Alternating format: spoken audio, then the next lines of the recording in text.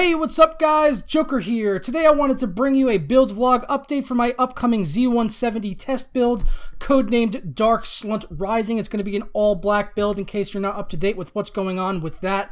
Last week I picked up my RAM and my SSD, and today I got the CPU cooler in the mail, which was actually sponsored by Canuck Gamer. If you guys want to check out his channel, there's going to be a link down in the description below. But thank you to Canuck Gamer for sponsoring out this Enermax Liqtech 240 for me to put in this Z170 build.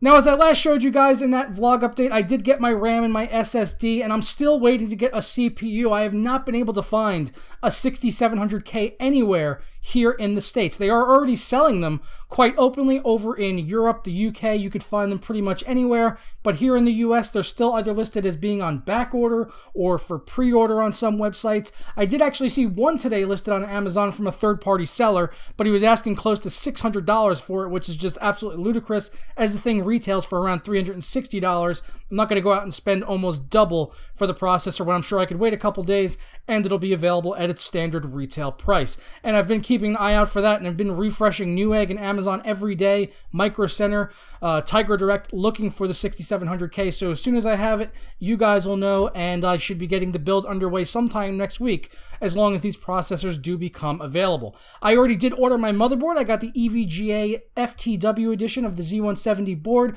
It's pretty much entirely black. There are a few accents on there, but nothing that's going to ruin the all-black build, and I really like the look of it and the feature set on this board. The only one that was above this was the classified board, but it was almost double the price at around $400, and in my opinion, it wasn't worth it for me, for the purposes of this build as being a test system, to have those extra features on there, since it's not going to be my daily driver, and the board is all black anyway. It's going to look really good in this system, and I'm sure it's going to do the job just fine.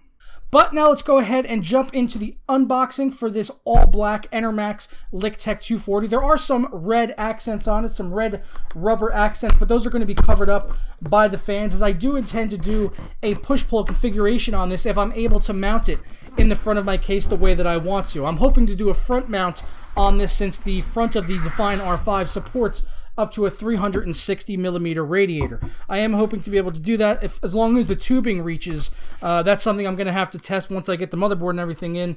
But otherwise, I'll be mounting it up top, in which case I'm not 100% sure there'll be enough room to do push-pull, but if I can, I definitely will. But I'd like to keep that top closed up if I can, because it has those Moduvent covers up there. So I would like to leave those in place to sort of keep out the dust and keep the noise down as much as I can and really front mount this thing. That's my hope anyway, so hopefully I can do that. So let's go ahead and dig into this thing. I actually haven't done an unboxing on my channel in a long... Actually, that's not true. The other day I did a live unboxing for the Sapphire Fury on Twitch. But before that, it was like, it's been a long time since I've done an unboxing. So here we got two of these Enermax, looks like 120mm fans.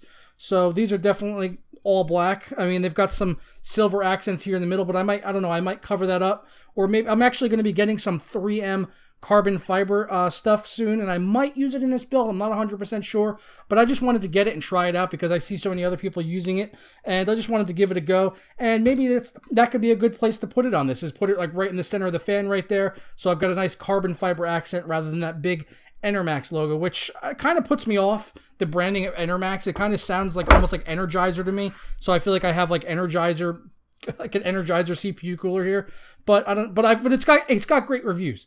This is like meant to be like one of the best CPU coolers out there, actually, because if you see a lot of the other CPU coolers out there, like the Corsairs, they're all pretty much just reiterations of the same exact cooler, the Asetek design, that are really not great. They're okay, but they're not amazing, and they're also kind of plasticky and not really that well built. So that's why I kind of wanted to stay away from those. And I was looking around at other places. I was looking at SwiftTech, because I have had one in the past, but they also have issues with, there's actually been a few cases where some of the SwiftTech coolers have set on fire. I don't know if they've actually sorted that out, but I didn't want to take the risk, and I wanted to get something new that I haven't used before, so landed on the Enermax cooler after watching Jay's 2 cents video, and I'm sure it's going to be really good.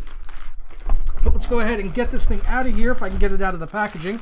It's covered up in plastic up on top, and that is really nice. It's actually it's a really slim radiator, which is really cool. I like that, and it's nice and metal all the way around these edges here. This is all metal, so this thing is solid as a rock.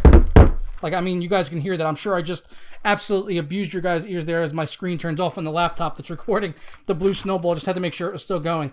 But it's a really, really nice thing, cool radiator, I should say. And it has got, like I said, it's got these red rubber accents going down on here that are going to help dampen some of the vibrations from the fans. So that's nice to see. And I'm pretty sure those are going to be covered up completely. But, I mean, worst case scenario, you know, maybe I'll put some of that 3M carbon fiber tape on there. Who knows?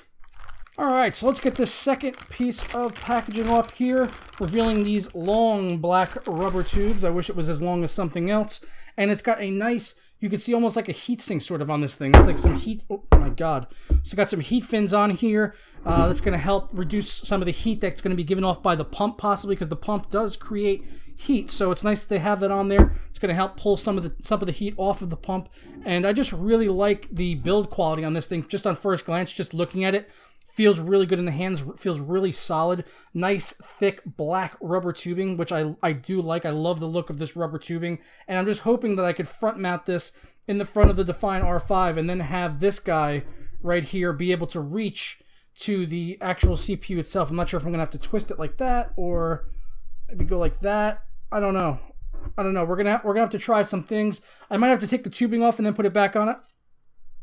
I do hear some liquid in there. I wasn't sure because you can't really. There's not a whole lot of liquid, it seems, but I can hear some liquid in there when I shake it around. I'm not sure. I'm sure if you guys can hear that, but yeah, it's in there. I can definitely hear the liquid. So looking forward to getting this on there and seeing how this bad boy runs. And I do look forward to bringing you guys a video on the completed build and giving my overall thoughts on this cooler when I've gone ahead and used it and see what kind of overclock I can get on the 6700K using this for water cooling. The last thing I've gotten here is just the mounting brackets. Nothing too special. I'm not going to bother taking that out. It's just the Intel and AMD mounting brackets because it does support pretty much every socket you could think of. It says on the back here, LGA 775, 1150, 1155, 1156, 1366, 2011. So all of the, you know, CPU sockets from like the past, I don't even know, 7-8 years. It's a good long while going back. And for the AMD side, they've got the AM2, AM2 Plus, AM3, AM3 Plus, FM1, FM2, and FM2 Plus. So chances are, if you're running any Intel or AMD CPU, you're probably going to be able to mount this thing just fine if you are thinking about picking it up. But that's going to wrap it up for this build vlog updates. Give me a thumbs up down below if you guys are enjoying the build vlogs and want to see more of these as we do get closer to the build. I am hoping to do a complete live stream of the build, just like I did with Jinx's build back in April or May, I think it was, when I built his 970 SLI system on the channel. So I am looking to do another one of those again. If you guys want to see that, let me know down in the comments below, and I'll keep you guys updated over on Twitter as well as on the channel as anything comes about with this build. And also let me know if you guys see the 6700K available anywhere here in the US at a standard retail price and, you know, not on back order or anything like that, just a standard listing for it somewhere like Newegg, NCIX US, Amazon's Tiger Direct, something like that.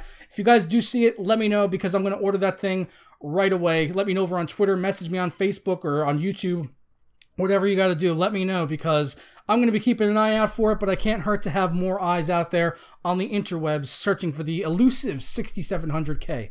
But I'm going to go ahead and get out of here now, guys, and I'll catch you in the next one. Ta-ra.